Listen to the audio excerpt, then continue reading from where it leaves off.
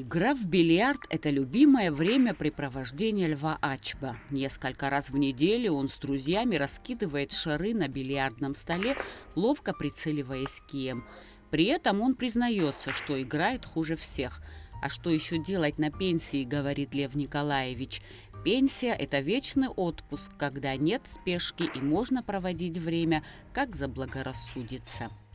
Лев Николаевич Ачба, кандидат медицинских наук, бывший руководитель республиканской больницы, врач-уролог, активист Народного форума Айтгалара, кавалер ордена Леона, в свои 75 лет ведет размеренную жизнь в доме на одной из улиц Сухума. Раньше я мечтал поспать хотя бы до 9, когда я работал, а сейчас вот старость дает себя знать. Просыпаюсь в 6-7. Иду на кухню, еще все спят. Выпиваю чашку кофе. Возвращаюсь в спальню и ложусь. В это время все просыпаются и начинают бегать. Кто на работу, кто в школу. А я сплю. Ну, потом встаю и начинаю заниматься там какими-то делами, еще себе придумываю дела.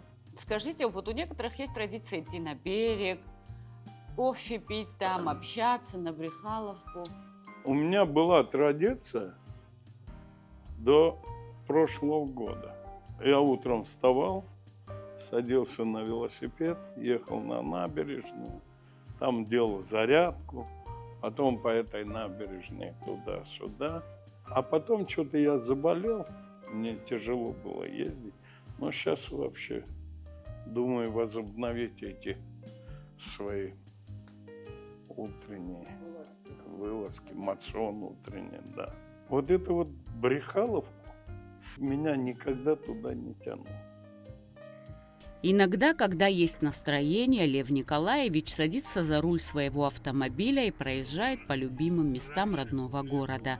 Одно из таких мест – это улица Джанаши, дом 17, где он родился 25 апреля 1951 года и провел свое детство.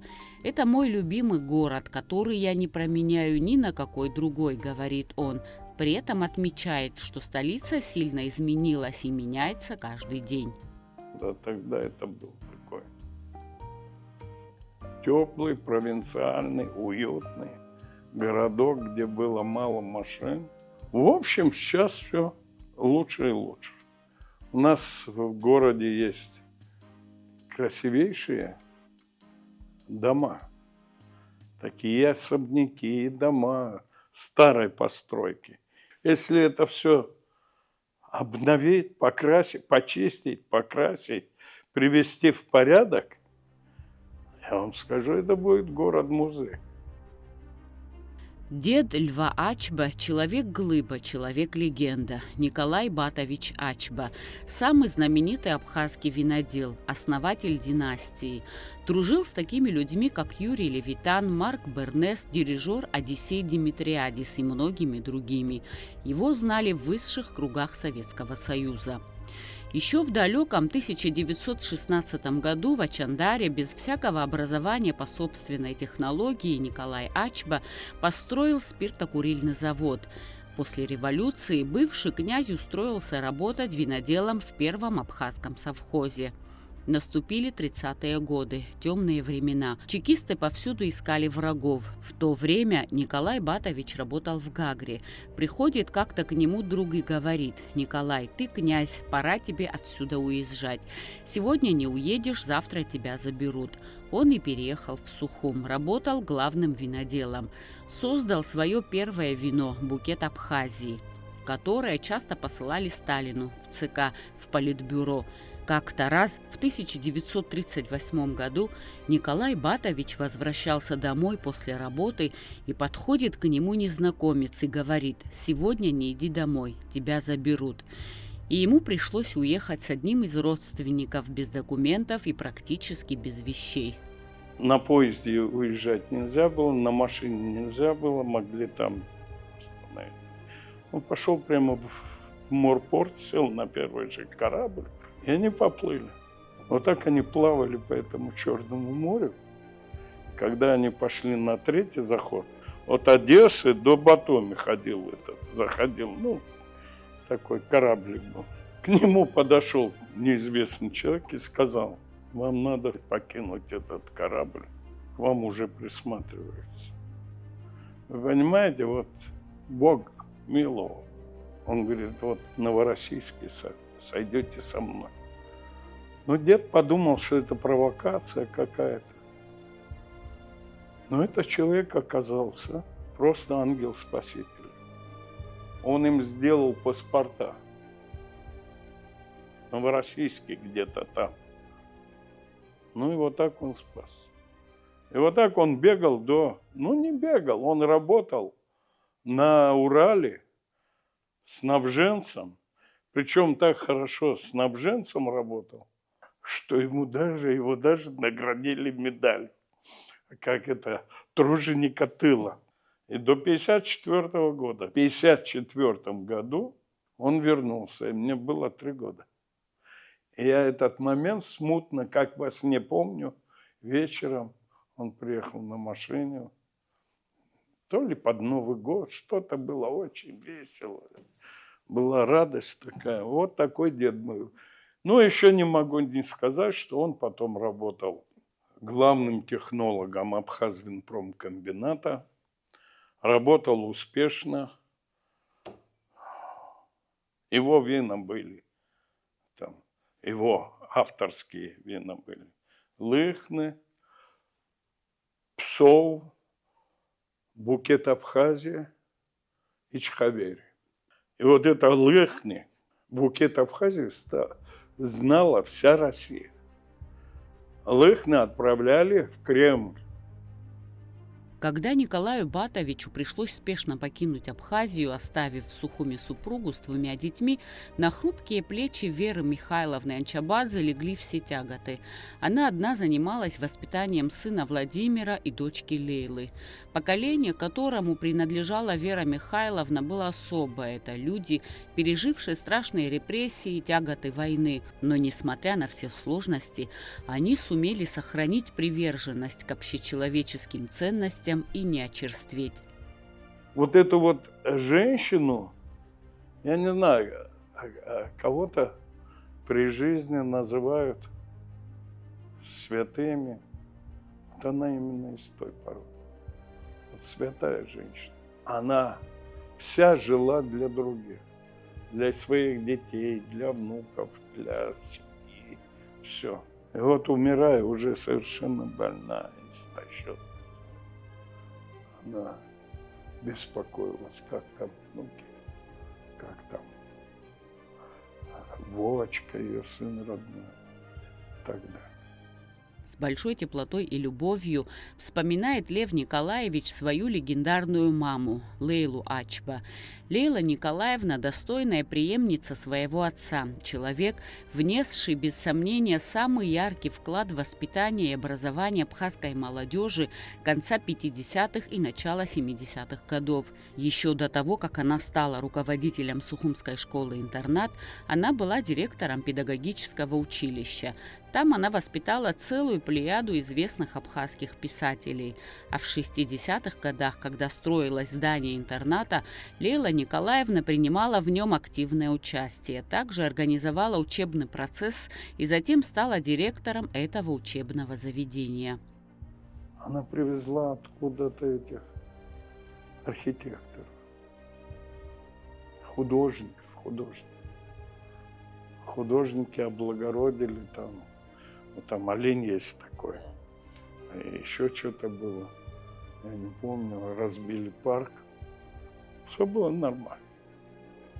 Она у себя там в интернате. Я у себя в 10-й школе. Ночью она приходила поздно из интерната. Я учился в одном классе с Денисом Чачхали, Сергеем Шамба, Гурам Микваби.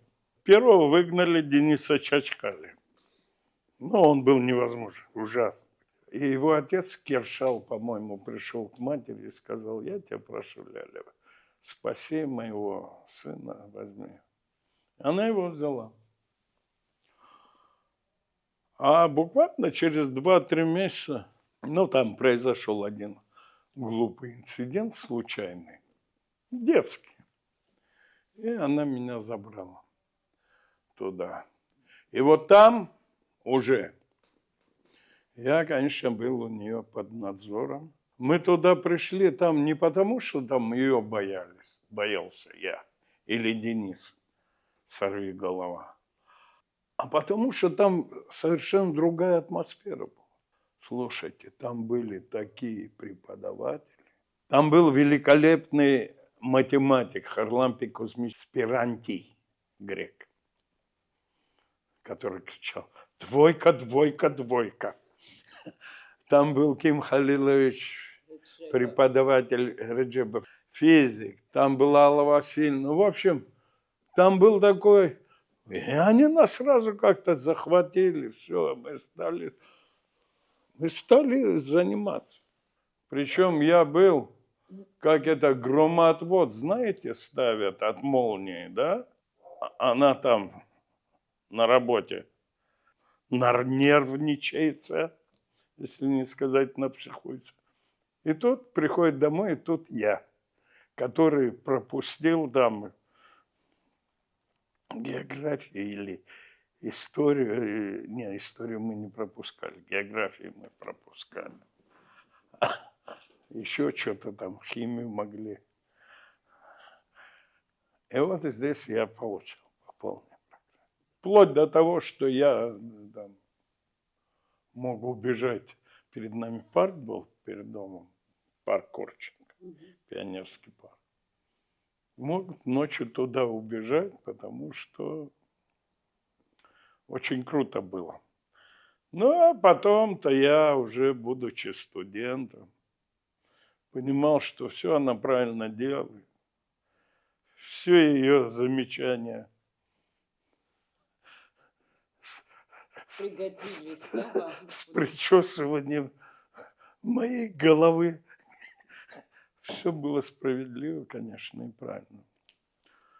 Вот. Но когда теряешь мать, я это потом, вот, до 100 лет живи, но мать будешь помнить свою, которая для тебя сделала все.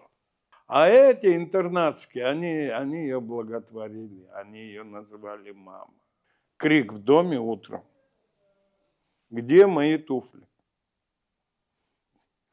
Это мой дед кричит, ругается: «Куда положили мои туфли?»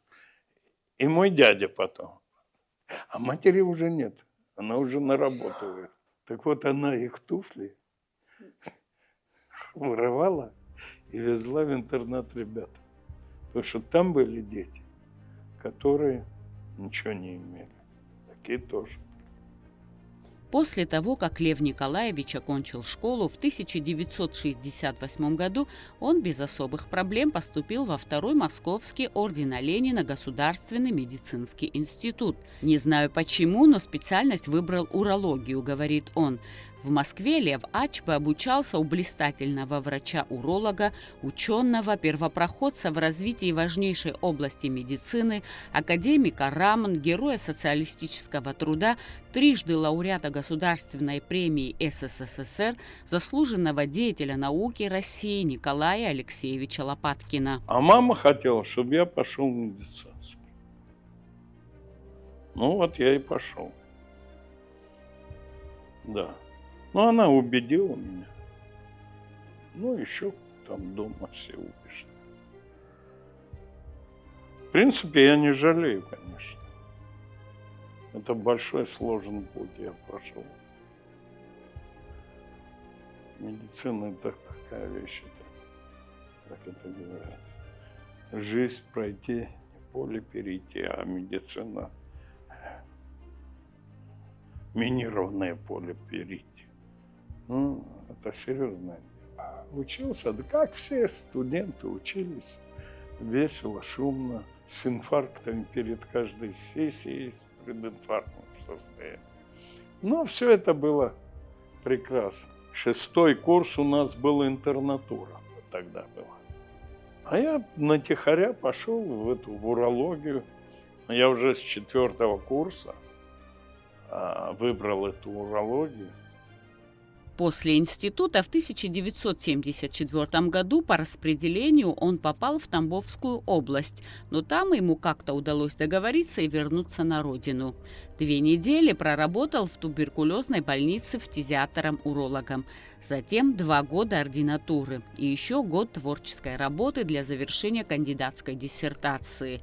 В 1980 году Лев Ачба защитил кандидатскую в Москве на тему «Замещение мочеточника кишкой и влияние ее на гомеостаз». Это одна из сложнейших операций на то время, и выполнял ее сам академик Лопаткин.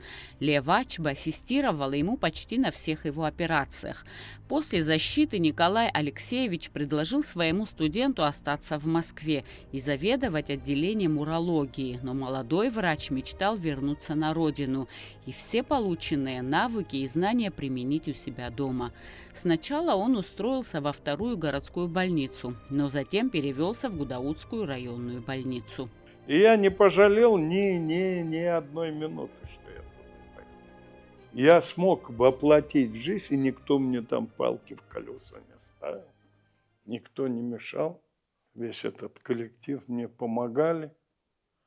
Ну, в смысле, ассистировали, смотрели. Им тоже было интересно, что за урология такая. Производили диагностику с помощью рентгеноаппарата. Да, это было сложнее, да, там не было электронно-оптического преобразователя фирмы Siemens, как это было в Москве в институте, но облучался, получал дозы рентгеновские, но делал, когда хочешь, когда стремишься, все будешь. И когда ты молодой, ой, блин, все тебе по колено. Я там проработал с 79 по 83 год. Но потом там тесно стало. Трудно было ездить туда-сюда, туда-сюда. Утром надо успеть на 5-минутку в больницу, а потом ехать домой, а потом ехать туда, потом ехать обратно, в общем. На тот момент Лев Николаевич уже был женат. Познакомился со своей будущей супругой Лианой Жанава в больнице. Она тоже медик и проходила там практику.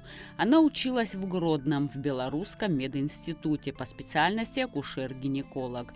Уже после того, как они поженились, ее с 4-го курса перевели тоже в МолГМИ, и они вместе уже закончили один вуз. Как вспоминает Лев Ачба, в 1975 году он отвозил дядину жену, которая жаловалась на здоровье, в республиканскую больницу, и там увидел свою будущую супругу. Но не обратить внимания тоже было невозможно. Ну, такая молоденькая институточка была, симпатичная. Ну вот тогда я ее впервые увидел, потом мы еще где-то в универсаме якобы случайно встретились. Ну, вот такая судьба. Вы медик, она медик. Да. Не Я вам мешало это семейной жизни? Вы, наверное, понимали ее, как никто другой? Конечно, понимал, там, недопонимал тоже был. Но она, конечно, я бы так не смог. В 76-м уже в интересном положении, она же училась, она ходила, продолжала ходить до последнего момента в это самое, на занятия. Ну, потом родила и закрыла мединститут, сдала все экзамены срок в срок. Потом она тоже работала в Гудаутах. 72 года ей сейчас.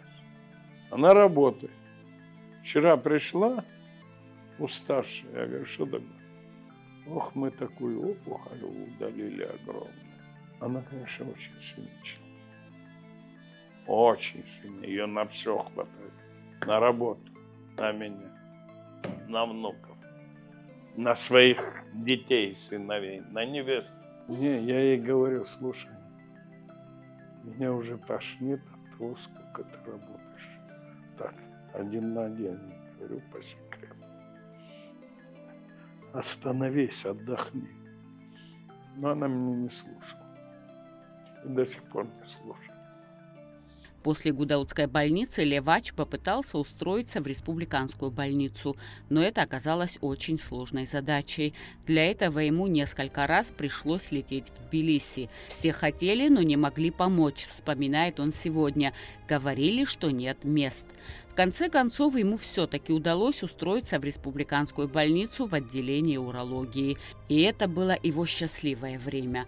Он осуществил все свои смелые задумки. Самая распространенная операция по линии урологии – аденома предстательной железы. В то время у этой процедуры были свои осложнения. Иногда послеоперационный период протекал очень сложно, и пациентам приходилось месяцами ходить с соответствующими приспособлениями. Можно сказать, что они надолго выпадали из нормальной жизни.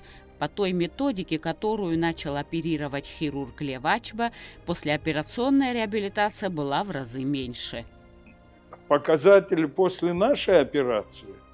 Больной на 12-14 сутки уходил домой.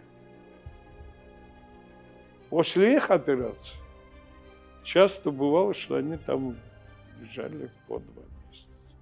И вот это вот текли. Ну вот, это я внедрил там с ушиванием мочевого пузыря ложа. Но это ушивание было непростым делом.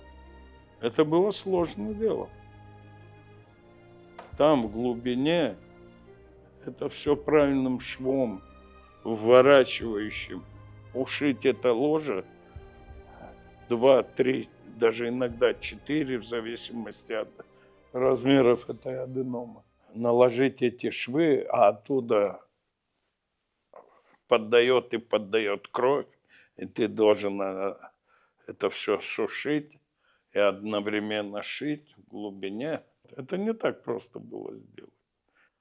Ну вот это мое, как сказать, новшество. Да, для Абхазии это было новшество, которое я внедрил. Потом, значит, пластики.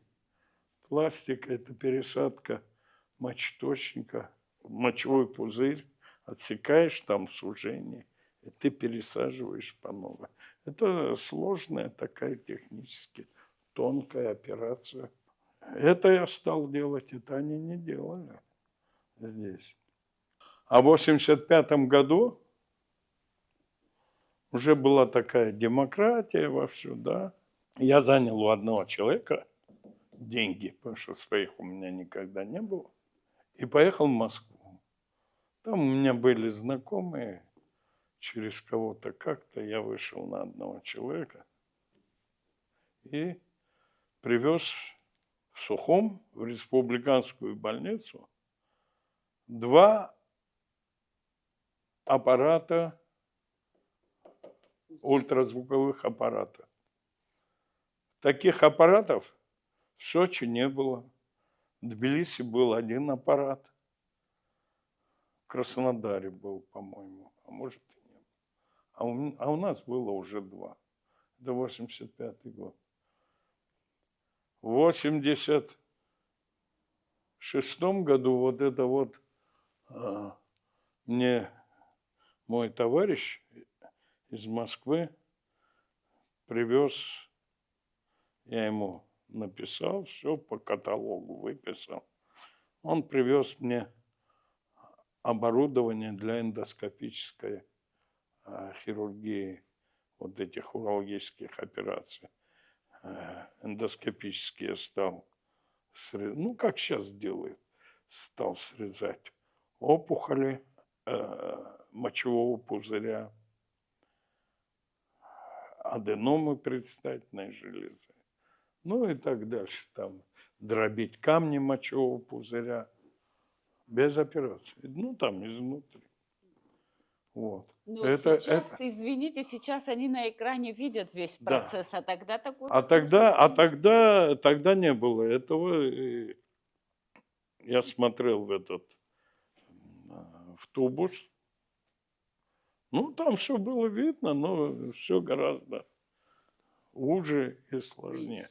А так, конечно, как сейчас оперирует.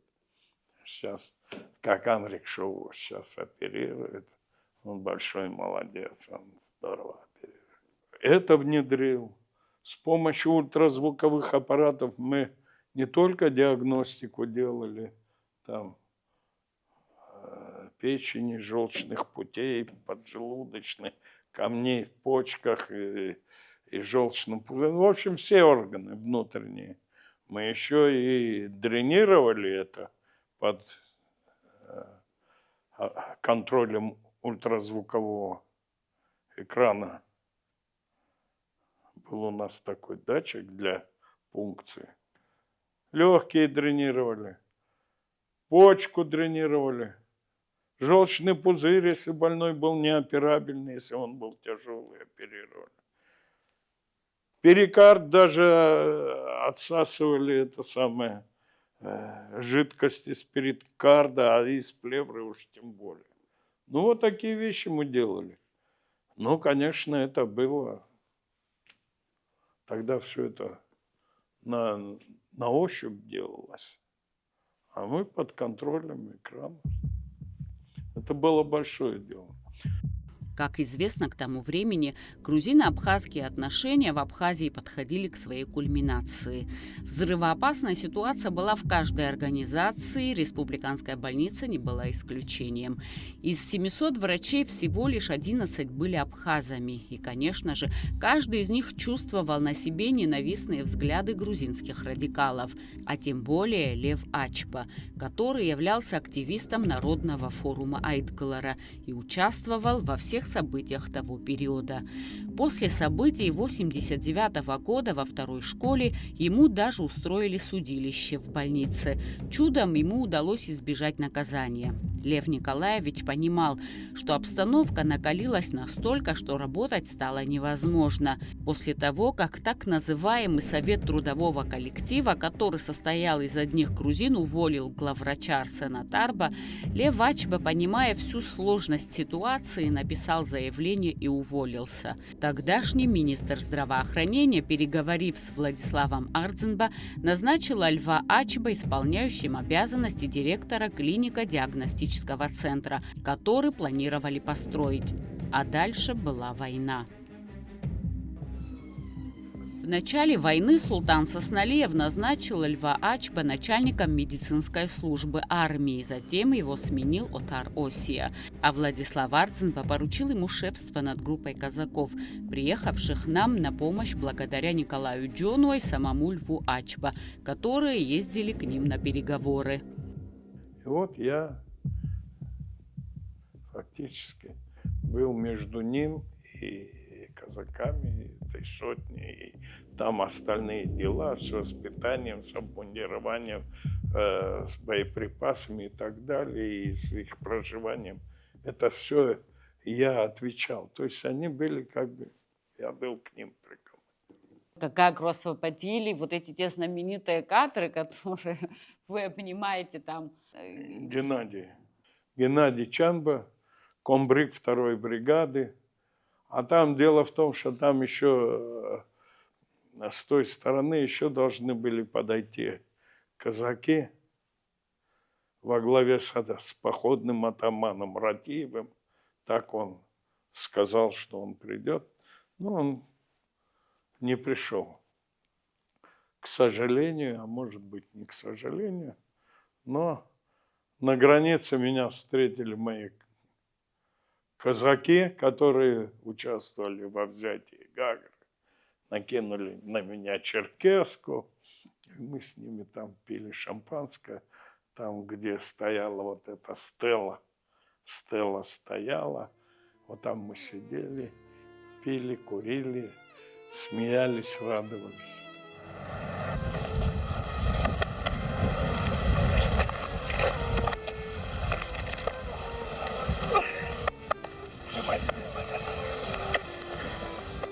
Счастье как обозначить? Вот я тогда был счастливый, мы все были счастливы, что мы взяли Гагру, что мы пробили коридор в Россию, эту границу открыли. уже нам было легче туда-сюда ездить.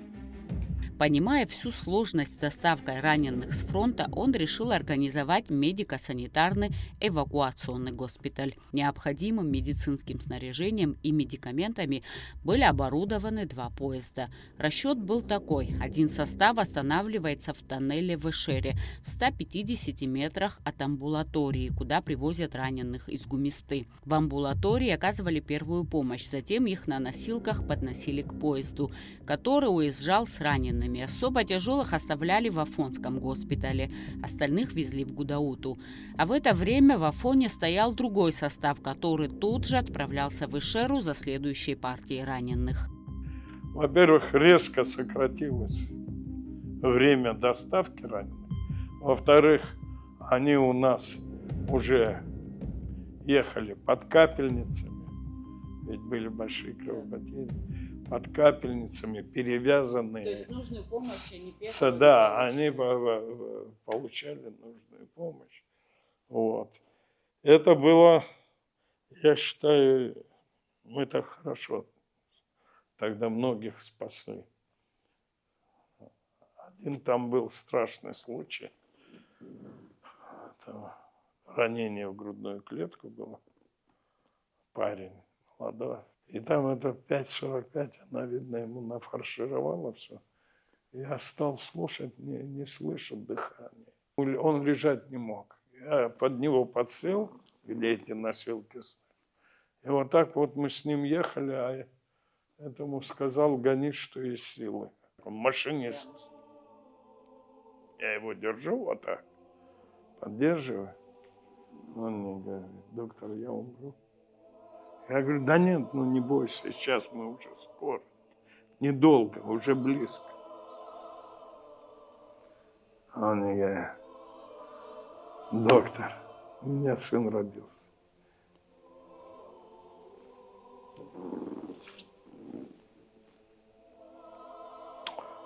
Я его еще не видел. Когда в Гудауты приехали, этот поезд остановился, открыл дверь, он у меня на руках не был. Он взыпский, я всегда его вспомнил. Это вот этот момент у меня был самый страшный. Там оторванные руки, ноги, там все это. А вот это было самое страшное, да. И я не мог ему помочь.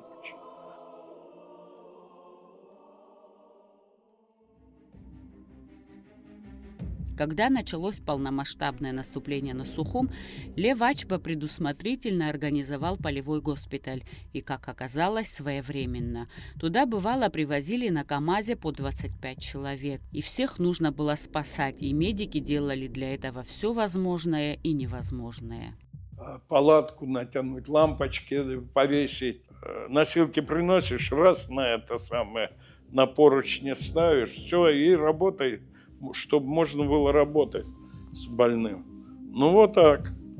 И заработали мы, и как раз мы это вовремя сделали. Вовсю идет наступление. И вот как раз я там находился. И вот этот Гена Чанба, что я обнимался на границе. Гурамшоу уедет, медицинский УАЗик. Он вышел и тихо мне на ухо говорит: Гену Чанба убили. Прилетел снаряд, осколок. А он только сбежал из госпиталя после сотрясения. Он сбежал с госпиталя, приехал туда, проезжал мимо нас, сказал: я к вам, ребята, обязательно приду. Пришел, ему уступили место, он сел и бах. И его не стало. Вот. Привозят полный КАМАЗ. А что с ними делать? Ну, начал я их обрабатывать. Там у меня в команде оказался Батал Кобахи оказался. Ну, я там стою около одного, там обрабатываю, что-то делаю, не помню. Смотрю, там крики. Я говорю: обезболили его? Да, говорит. Смотрю, а он стоит, ногу держит, А там висит голень ниже колена. Висит на вот таком лоскутке кожаном. И он мне говорит, а что делать? Я говорю, что делать? Режь, я говорю, отрезай. И продолжаю своим заниматься. А я думал, он вообще что-то имеет отношение к медицине, потому что он медбрат, санитар и медбрат. Там. Ну, во всяком случае, так себе. Оказывается, он историк. Я-то не знал. Ну, в общем, я ему пару слов сказал, все, отрезал, сделали повязку. После этого мы после войны часто это вспоминаем. Как говорит Лев Ачба, полевая хирургия имеет свои жесткие законы, которые нельзя нарушать. Как делать ампутацию, как обрабатывать рану после огнестрельного ранения, после осколков. Если что-то нарушить, начнется гангрена, которая может привести к гибели раненого. Если в начале войны была растерянность, вспоминает Лев Николаевич, но затем очень быстро медики соорганизовались и сумели внести свой неоценимый вклад в победу. Вот сначала были проблемы. Но потом постепенно стали путем анализа все приходить к заключению, что надо не так, а вот так. Вот Зураб Ясонович, директор сейчас, он обезьяньего питомника ИПИТа. Он по 3-4 дня не отходил, суток не отходил от стола и вообще из больницы не выезжал. Никуда. Все там работали день и ночь. В том числе и моя жена. Она хоть и акушер-гинеколог, но ассистировала. Большая заслуга в этом Отара Владимировича Оси, Льва Заабетовича. Что-то Дахарович был такой заведующий хирургическим отделением. Анестезиолог, великий анестезиолог Верхушкин, Белый Романовный муж. А анестезиологов не было. Он один умудрялся проводить наркозы на 11 столах операционных. Вот так он между ними бегал. Еще во время боевых действий Лев Ачба был награжден орденом Леона. Но 30 сентября война для медиков не закончилась. После освобождения Сухума министр здравоохранения поставил задачу перед Ачба – организовать госпиталь в разоренной столице. Работу необходимо было выполнить за 3 недели, но медики во главе с Ачба справились за 2. Посчитали необходимым в первую очередь запустить 3 отделения – реанимацию, хирургию и травматологию. И вот 2 недели спустя в здании, где сейчас располагается роддом, открыли госпиталь. Перетаскивали мебель, медицинскую, перетаскивали кровать, перетаскивали столы операционные, они же тяжелые, лампы, светильники и так далее, оборудовали новые операционные. И с первого же дня они у нас заполнились. Пришли медсестры, которые жили в Сухуме, которые работали в республиканской. Пришли врачи, которые были, остались, которые... Мы начали работать. Зураб Ясонович, заведующий травматологическим отделением. Маврик Акакевич Чагава, заведующая хирургией. Наргиза Ардовна пришла, заведующая травматологией, вместе с этим Стужба Андреем Вахтанговичем.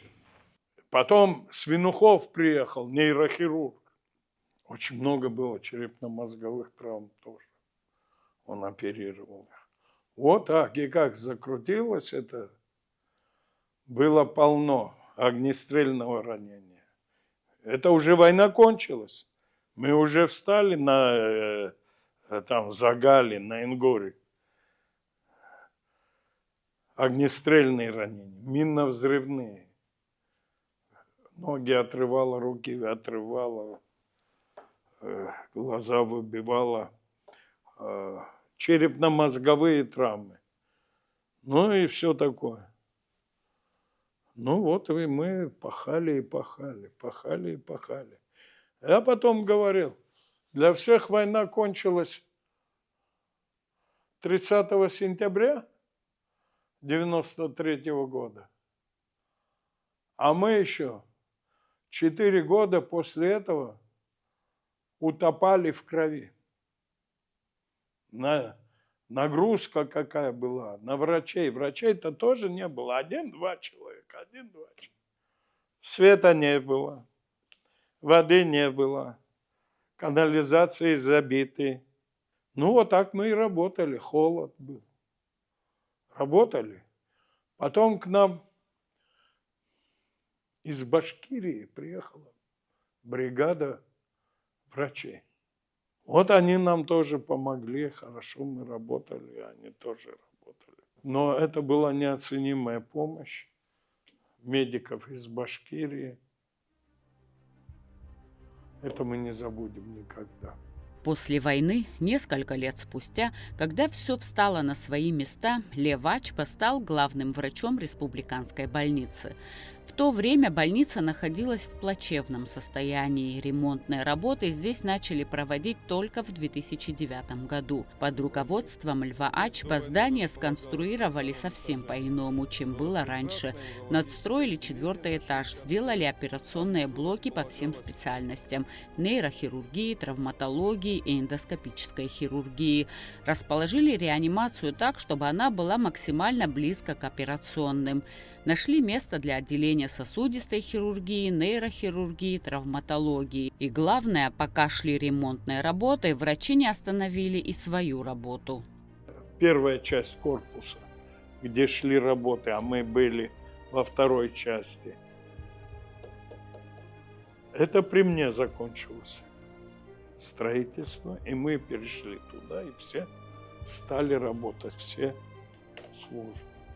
А параллельно шла работа вот в этом П-образном корпусе. Там и гемодиализ разместили на первом этаже, и банк крови, и все. И вот эти операционные. Все получилось как нельзя хорошо и классно. Когда строили вот этот вот колбасу, эту длинный этот корпус, да, из Москвы нам из России прислали, Лужков прислал. Он тогда был мэр Москвы. Прислали все стройматериалы от кирпича до кровли крыши. А оборудование мы покупали самое новое, самое лучшее, самое свежее. Это касается компьютерного томографа, это рентгенаппарата. Это ультразвуковые аппараты, это эндоскопия, эндоскопические операции. Ведь вы понимаете, эндоскопические операции мы стали делать тогда, когда в Москве только начинали говорить, вот в такой-то больнице сделали эндоскопическую операцию. Мы ее уже делали в старом корпусе. Кто ее делал? Ее начал делать Вадим Кочуберия. Я его отправил в Москву на обучение вот этих вот эндоскопических операций. Он первый там приехал, научился, и Маврик Акакевич ему ассистировал. И они одним из первых, я лег к ним, у меня начались приступы, никуда не поехал, хотя у меня было куда поехать. И они меня прооперировали, сделали эндоскопическую холецистектомию своему главврачу. Ну, вот так было, да. Лев Ачба являлся главным врачом до 2011 года. С того времени он не работает. В одно время ему предложили возглавить отделение урологии в республиканской больнице. Но видя, как его воспитанник Андрей Шоа делает инновационные операции, он понял, что его карьерный пик в урологии уже миновал. Тогда он решил уйти на покой и уступить место молодым. Сегодня он наблюдает за работой больницы и с удовольствием отмечает положительную тенденцию. Но сейчас вот моя супруга заболела, ей делали тоже эндоскопическую операцию. СМЫР. Доктор наук СМЫР. Руслан СМЫР. Блестящий хирург. Он еще расширяет рамки этой эндоскопической операции. Он молодчина тоже, у него свое отделение эндоскопическое. Что я вам в общем могу сказать? Ну вот то, что я сейчас увидел, а мне это нравится. Там, в принципе, чисто. Все занимаются своими делами.